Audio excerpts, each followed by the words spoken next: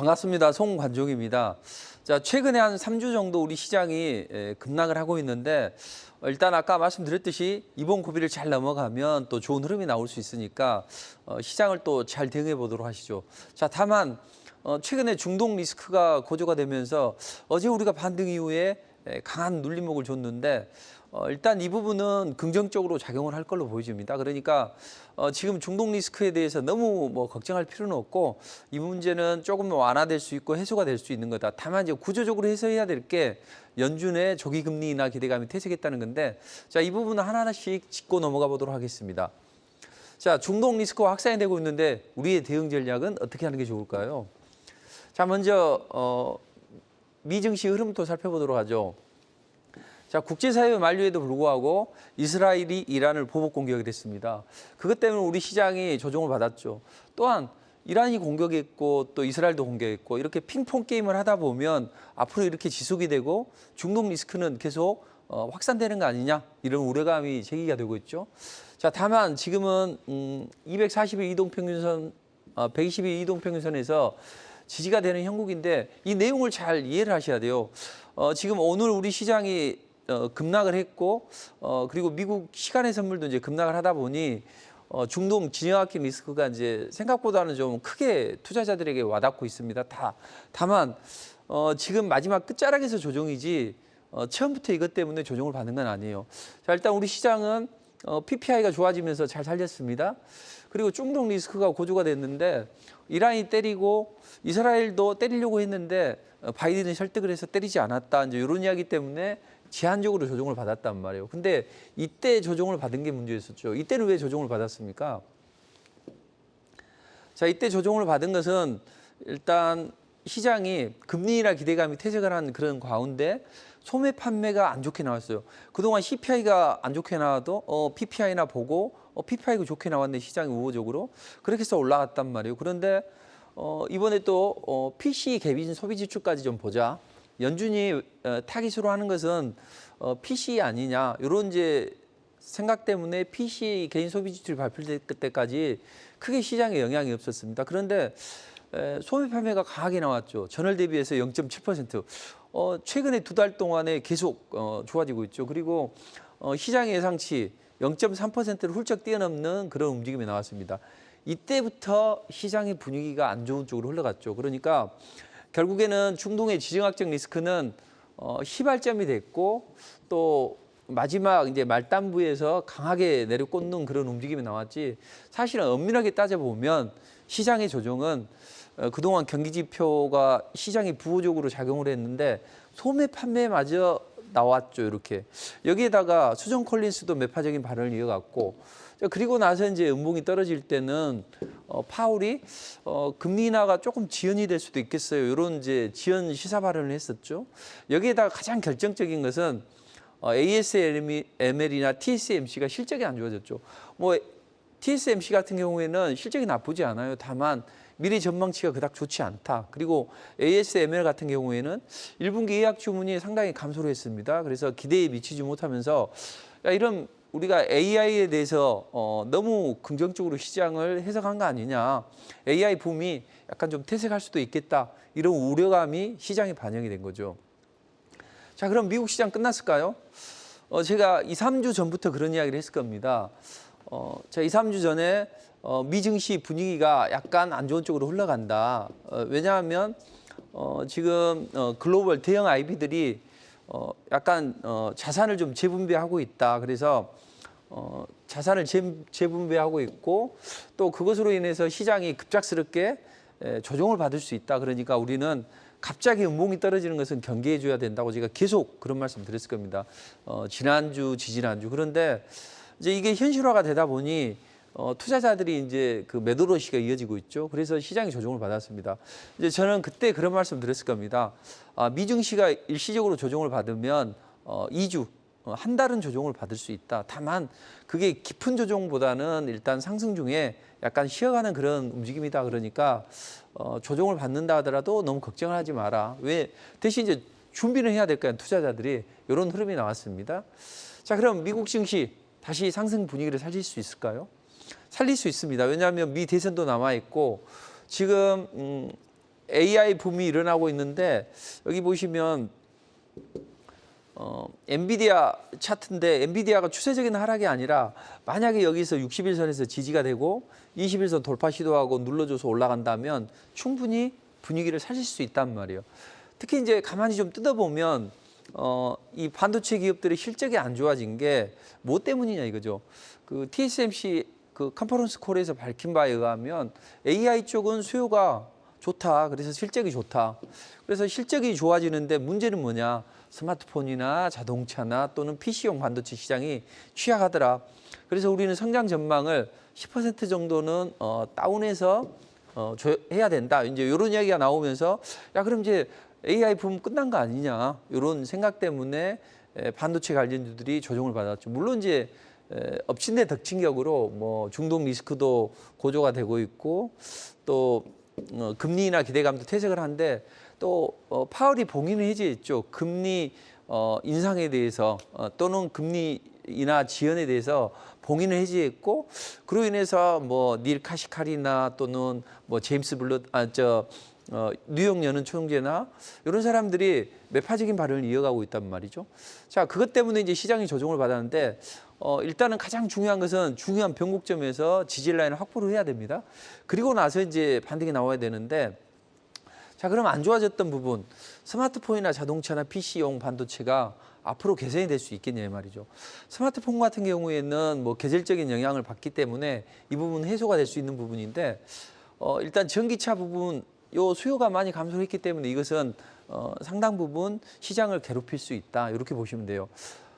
그렇다 하더라도 AI 붐이 계속 지속이 되고 여기에 대한 모멘텀이 강화가 된다면 시장은 또 빠르게 반등이 나올 수도 있다는 이야기죠.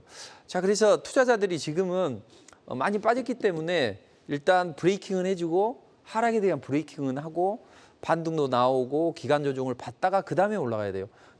더는 빠져서는 안 된다는 이야기죠.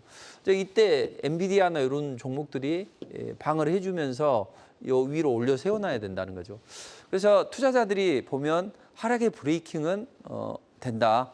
대신 이제 기간 조정을 받고 그 다음에 올라가야 되는데 그 척도는 뭘로 볼 수 있느냐? 테슬라. 근데 테슬라는 지금 난망하죠. 최소한 한 달 이상은 기간 조정을 받아야만 반등을 시도할 수 있단 말이에요.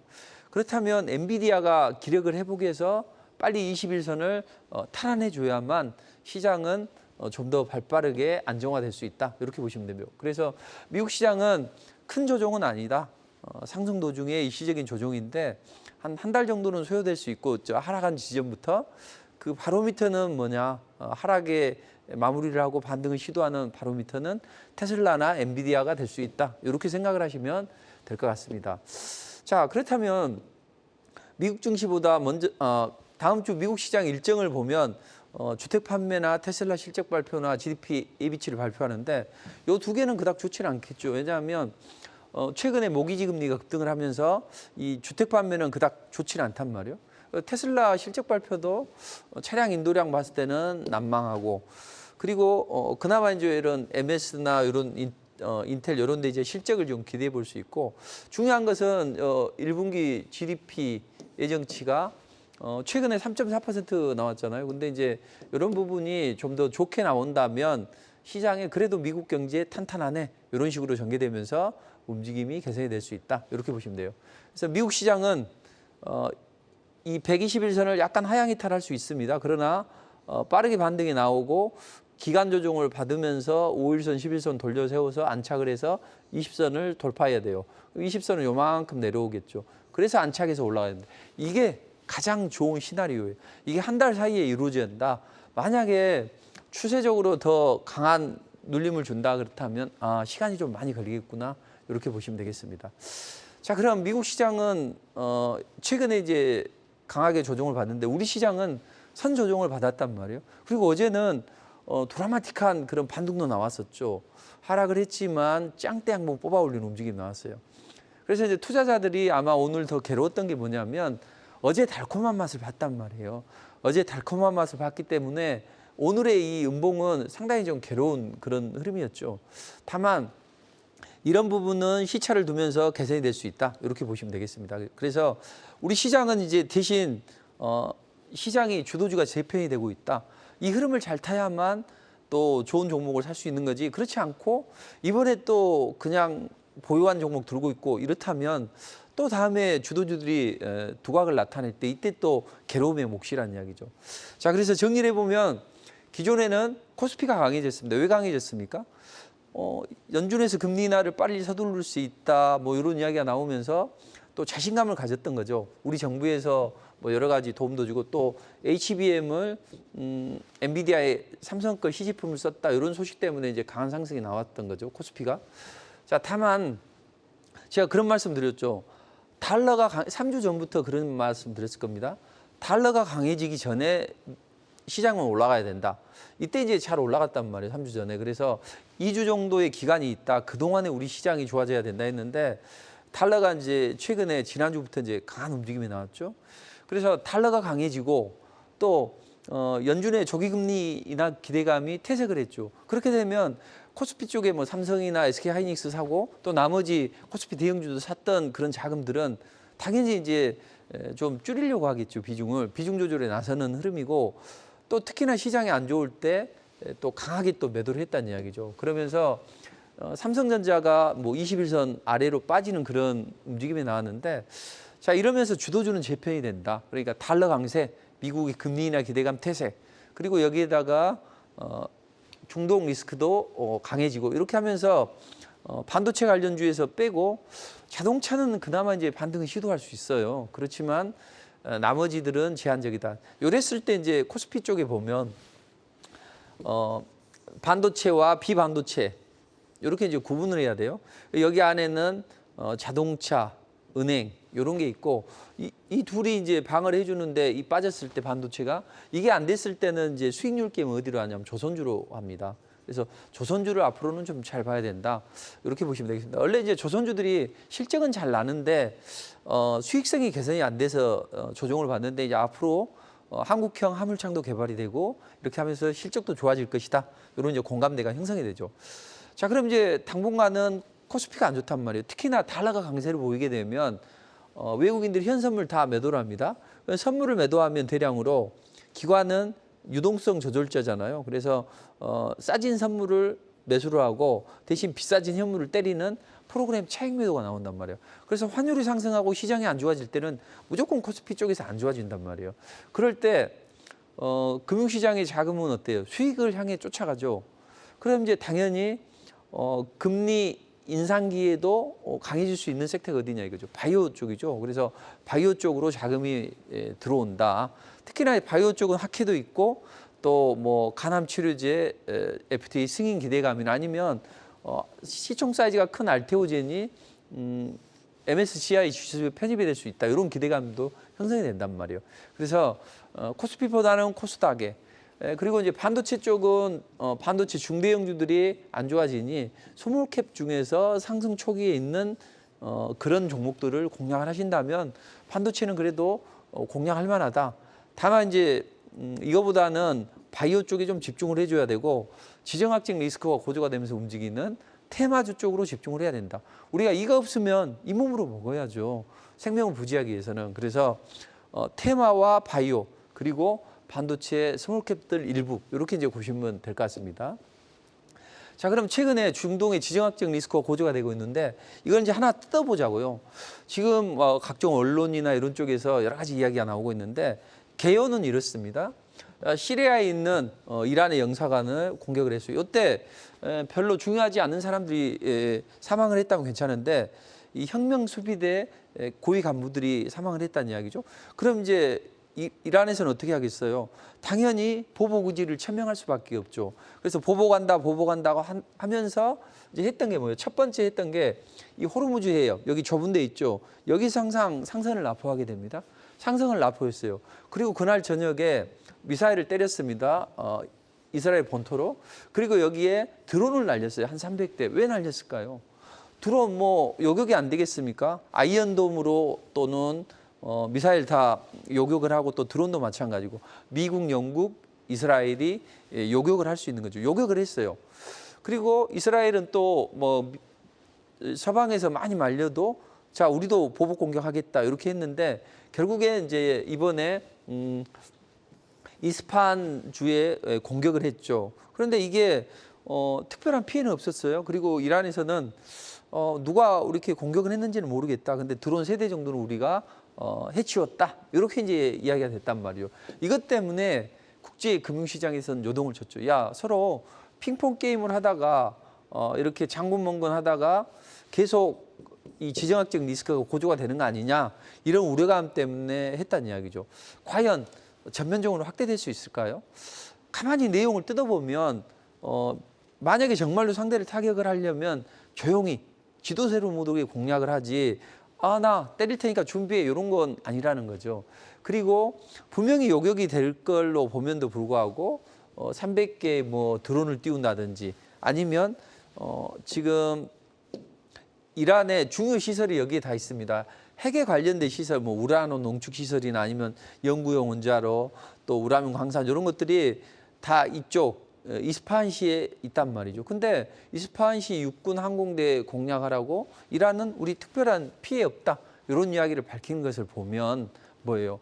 결국에는 서로 양국 간에 다 마찬가지지만 강경파들은 상대를 공격하자, 뻔때를 보여주자, 이런 이야기를 할 것이고, 또 그렇지 않니 전면적으로 확대될 수 있고 우리가 또 감내해야 되는 피해는 또 엄청나단 말이죠. 그래서 섣불리 공격을 못하고 있고 서로 상대한테 경고는 주는 거죠.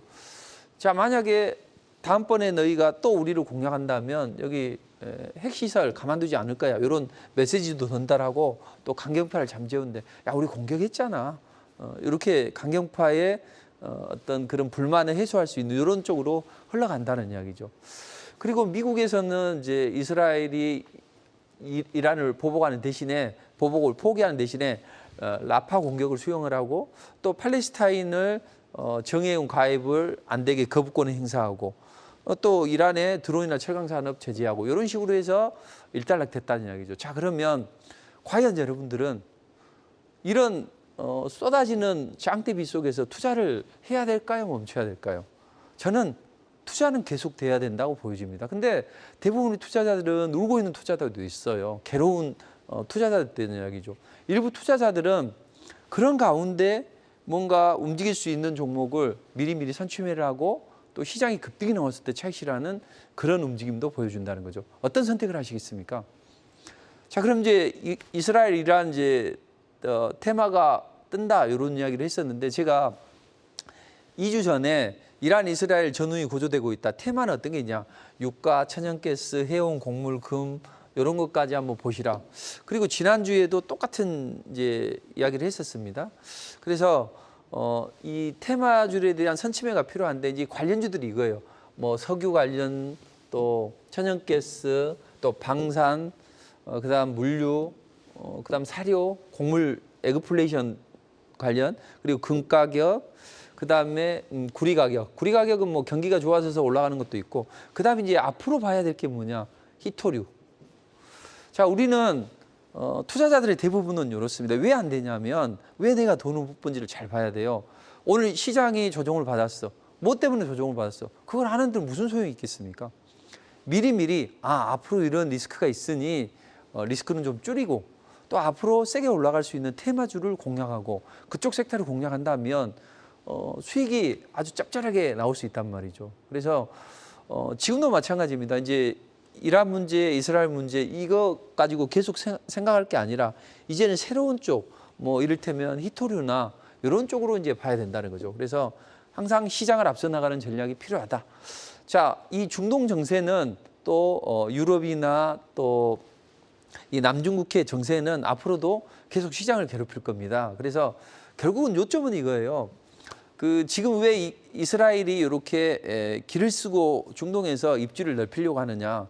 결국에는 이 사우디아라비아를 기준으로 해서 반이란, 여기가 이제 시아파고 같은 이슬람이지만 얘는 수니파잖아요. 그래서 사우디를 중심으로 뭉쳤고 이란을 중심으로 뭉쳤는데, 사우디가 자꾸 딴 주머니를 차려고 해요. 왜냐하면 자꾸 이제 이란이 커지다 보니 빈살만이 아버지 왕위를 영공 소유로 이제 계승을 해야 됩니다. 그러니까 사촌형이 이걸 작은 아버지가 하고 사촌형이 왕위를 계승해야 되는데, 이 사람이 호전적인 사람이라 뭐 가스큐지나 이런 사람들 살해하고 사촌형들을 다 죽이고 그다음에 자기가 왕좌에 올랐다는 이야기죠.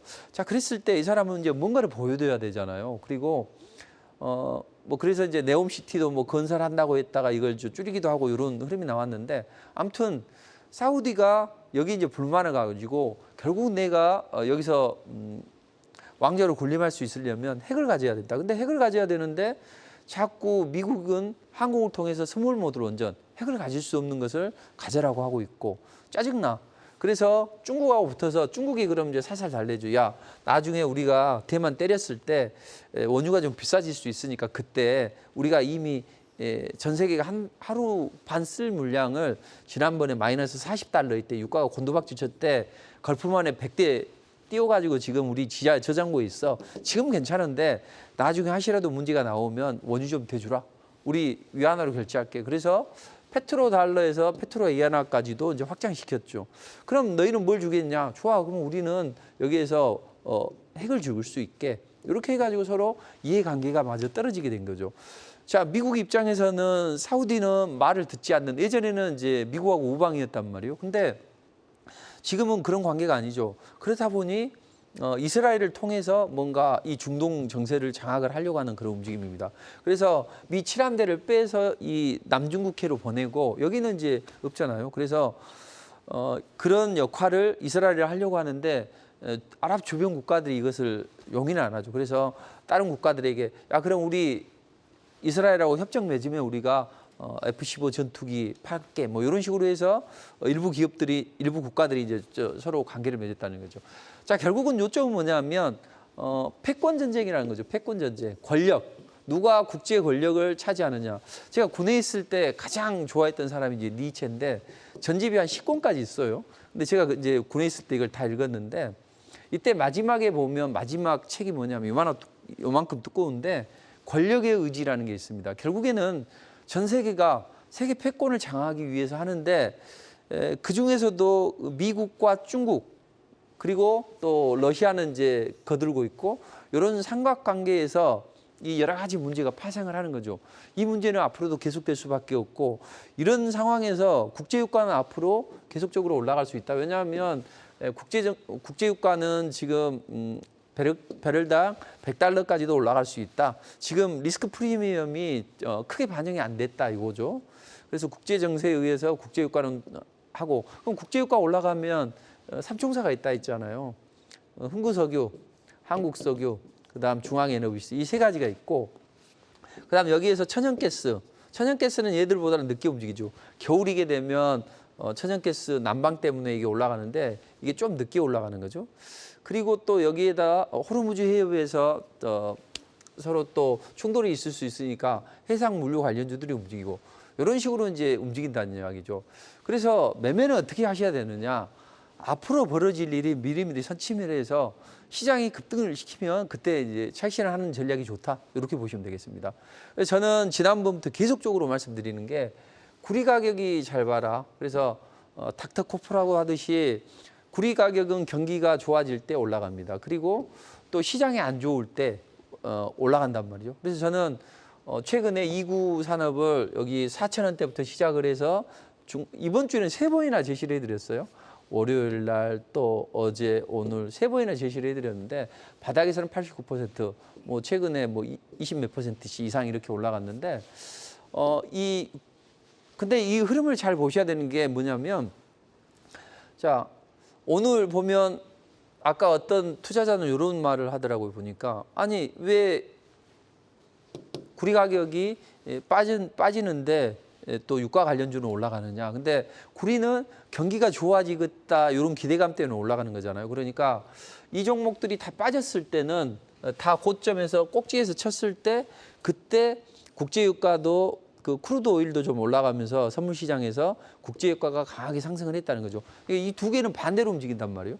근데 우리는 요 빠진 다음에 매도 올라가면 안 되겠죠. 그래서 저는 아침에 지난번에는 문자를 안 보내드렸지만 이번에 다 좀 차익 실현을 좀 해라. 이구 산업이 급등하니 이런 이야기를 했었고 그다음에 이제 같이 움직이는 것들을 쌍으로 움직인단 말이에요. 그래서 뭐 KBI 메탈이나 이런 것들은 또 급등이 나온다. 그럼 이제 요 상한가 근처까지 올라갔다 밀렸는데 요 급등하는 구간에서 팔자. 이 시간대가 요 시간대잖아요. 그래서 주식은 선취매를 통해서 가장 안전된 걸 해야죠. 주식을 가장 잘하는 방법은 뭐냐면 가장 안전적인 자리에서 선취매를 통해서 급등 나오면 팔아주면 되는 거죠. 근데 이제 이런 유가와 반대로 움직인다는 것을 알면 훨씬 더 재미있죠. 그리고 사실 오늘 국제유가가 상승을 했지만 정석적인 플레이는 제가 지난주에도 말씀드렸죠. 그래서 월요일 날 급등을 했는데 월요일이 화요일 날 매도하는 게 맞다는 이야기죠. 오늘 반등은 나왔지만 이것은 중수의 수로 하는 이야기죠. 고점에서 때려줘야죠. 그래서 저는 상승할 때 이제 고점에서 중앙에너비스, 한국석유 이런 것들을 이제 때려드렸고 또 금 관련주가 움직임이 나올 수 있다. 금 관련주가 움직일 수 있는 것은 제가 말씀드렸죠. 시간이 많지 않으니까. 근데 이제 이런 것들도 상승에 때린단 말이에요. 그러니까 이 종목 리스크 없잖아요. 저 종목들도 리스크가 없습니다. 저는 리스크를 상당히 싫어합니다. 그래서 리스크가 없는 자리에서 매수를 해서 시장이 열광할 때 그때 차익 실현하기가 아주 좋단 말이죠. 근데 다 거꾸로예요. 이때는 거들떠보지도 않고 시장이 급등하면 그때 와 저것 때문에 몸살이고 힘들어요. 이렇게 하고 만다는 이야기죠. 그래서 또 오늘 유가 관련주는 제가 그랬어요. 고점에서 약간 구리 관련주가 밀렸지만 다음 주에 또 움직일 수 있다. 어제 제가 저점에서 제시드렸지만 리포트로 오늘 급등이 나오지 않냐. 그런 것처럼 구리 가격은 올라갈 수 있다. 그러나 유가 관련주는 봐라 반등이다. 그래서 오늘 한국석유 이런 종목들이 상한가를 쳐도 빠진다는 이야기죠. 자 그러면 제가 2, 3주 전부터 계속 시장이 조정을 받을 수 있다. 급락하는 거 어느 날 갑자기 급락을 할 수 있으니까 조심해야 된다. 근데 우리는 그와 따라서 지정학적 리스크 때문에 뭐 각종 에너지나 이런 종목들을 해야 된다. 그럼 이제 지금 시점에서 그런 종목들은 다 한바탕 했는데 거기서 이삭죽기를 하실 거예요. 그거보다는 앞으로 대만에 이제 문제가 또 제기가 될 수 있다. 지금 남중국해에서 문제가 지금 발생하고 있죠. 뭐냐면 이 대만 해협을 가로지르는 중간선이 있고 여기에서 일정 부분 거리 떨어진 쪽에서 이제 항로가 결정이 된단 말이에요. 근데 중국이 이제 절충을 해서 요만큼 해서 우리가 항로를 결정하자 했는데 중국이 갑자기 선을 딱 그어놓고 여기 W123, W12 여기 선까지 연결해가지고 여기로 우리가 그 민간 항공이 오갈 수 있게 하겠다. 이제 이런 활성화를 시키겠다 이런 이야기를 했거든요. 자 이것 때문에 중국은 또 약간 이제 괴롭다는 이야기죠. 근데 제가 이제 시간이 많이 없기 때문에 뭐 큰 그림을 그려드린 것은 무료 공개 방송에서 진행을 하도록 하겠습니다. 아무튼 이런 패권 전쟁 때문에 이제는 이쪽으로 이제 화약고가 옮겨와서 앞으로 이제 히토류 관련주들이 한 번씩 움직일 수 있다는 거죠. 그래서 히토류 관련주는 상승 초기이고 자원을 무기화하기 위해서 중국에서 합니다. 근데 이제 실제로 이 과정은 별로 중요하지가 않아요. 중국하고 미국하고 패권 전쟁 벌이면서 이 히토류로 뭐 무기화를 한다고 해서 바로 어떻게 되는 건 아니거든요. 그렇지만 주식이라는 건 모멘텀 싸움이죠. 그래서 미리 이런 종목들을 이제 관심을 가져야 된다. 이렇게 보시면 되고, 그다음에 이제 지난주에 말씀드렸죠. 바이오주들은 끝나지 않았다. 그래서 바이오 랠리가 다시 나올 수 있다. 환율이 상승을 하면서 코스피의 흐름이 안 좋아졌고, 반도체 관련주들이 미국의 또 흐름, 또 금리나 기대감이 퇴색하면서 많이 퇴색을 했다. 그렇다면 반도체 2차 전지의 절대적인 강세가 완화됐다. 그럼 당연히 바이오주들의 움직임이 좋아진다. 금리 인상기도 바이오주들이 좋아진다. 왜? 바이오주들 뭐 금리 인상기라도 뭐 약 먹고 주사 맞아야 되겠죠. 그래서 지난주 이런 모습이 있을 때 제가 그런 말씀 드렸을 겁니다. 엔캠처럼 움직임이 나올 수 있다. 20, 60 수렴돼서 단기 평선 수렴시켜서 올라간다. 근데 그때는 이제 그런 말이 잘 생각이 안 났겠지만 지금은 이제 갖춰졌다는 이야기죠. 간암 치료제에 대한 기대감 때문에 슈팅 한번 나올 수 있다. 알테오제는 MSCI 지수 편입에 대한 기대감, 요것 때문에 한번 움직일 수 있죠. 그러니까 HLB가 먼저 끌어주고 알테오진이 뒤따라 올라가고 3,000당 제약이 올라가면 된다. 근데 저는 이제 투트랙으로 가자는 게 뭐냐면 저희 고객들은 시장이 급락이 나와도 이렇게 이제 일부 종목은 좀 슈팅이 뭐 200% 이렇게 나오지는 않았지만 슈팅이 나왔다 약간 눌러주기도 했지만 주요 종목들 보면 알테오젠, HLB, 3,000당 큰 수익을 내기 때문에 작은 것을 무시를 해도 된단 말이죠. 그래서 투트랙으로 저는 이제 매일 먹고 크게 먹자. 바이오는 올해 크게 형성이 될 수 있기 때문에 가져가자는 얘기죠. 그럼 이제 앞으로는 이런 학회가 이제 각종 예정이 되어 있죠. 그래서 이게 이제 앞에 게 없는데 또 미국에서 또 임상 종양학회도 있고 또 앞으로 많은 학회가 예정이 되어 있기 때문에 시장이 안 좋을 때 바이오주들의 움직임은 좀 더 가속화될 수 있다. 특히 이슈와 재료를 먹으면 그런 종목들이 있기 때문에 그런 종목들이 일부가 끌고 올라가면 그래도 바이오주들의 움직임이 다시 좋아진다.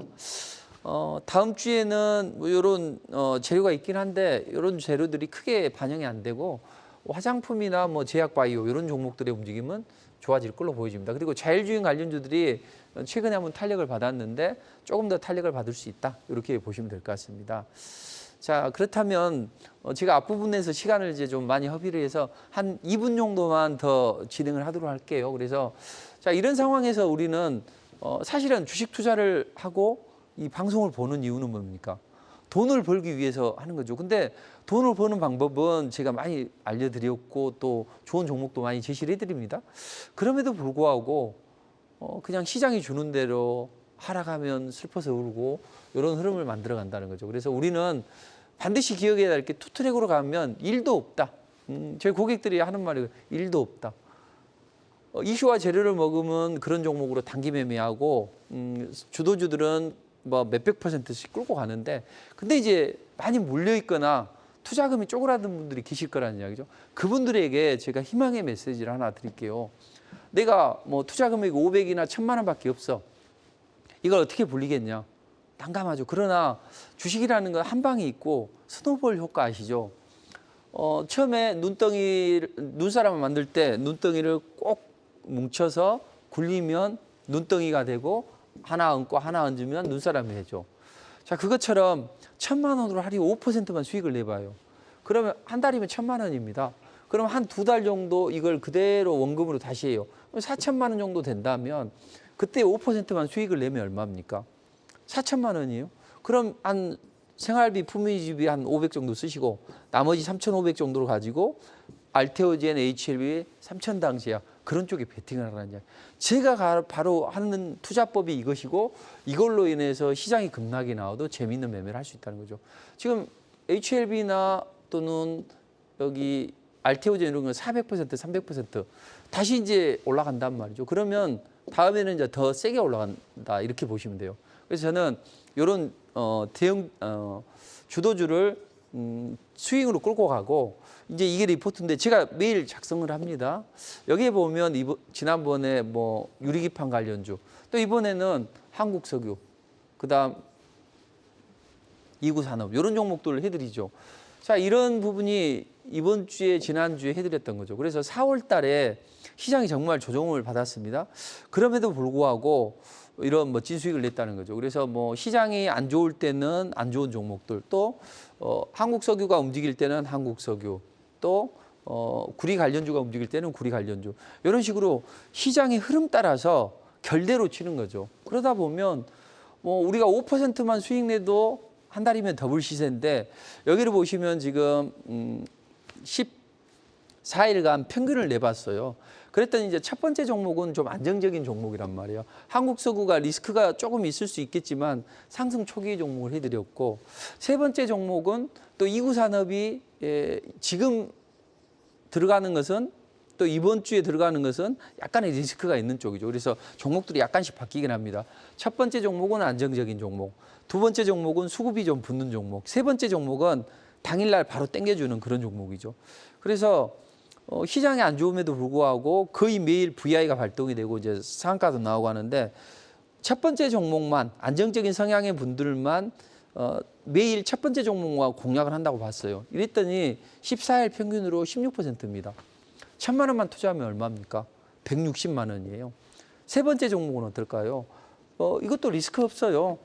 공략을 하면 14일 동안 첫 번째 종목, 세 번째 종목만 공략했다면 하루 평균 19%예요. 그럼 1000만 원만 투자하면 얼마입니까? 190만 원이죠. 자, 이걸 다 수익을 못 내도 3분의 1만 따라한다고 해보죠. 3분의 1만 수익을 낸다고 해보죠. 5% 이상은 나잖아요.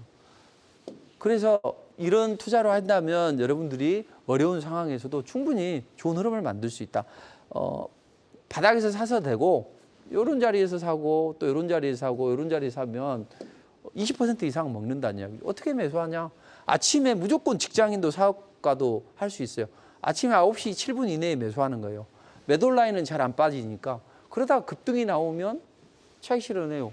그러면 하루에 뭐 20% 이상도 많이 발굴이 되고 KB메탈 같은 경우에도 아침에 급등을 하면 팔아주면 돼요. 주식은 복잡하게 생각하지 마시고 상승 초기에서 사요.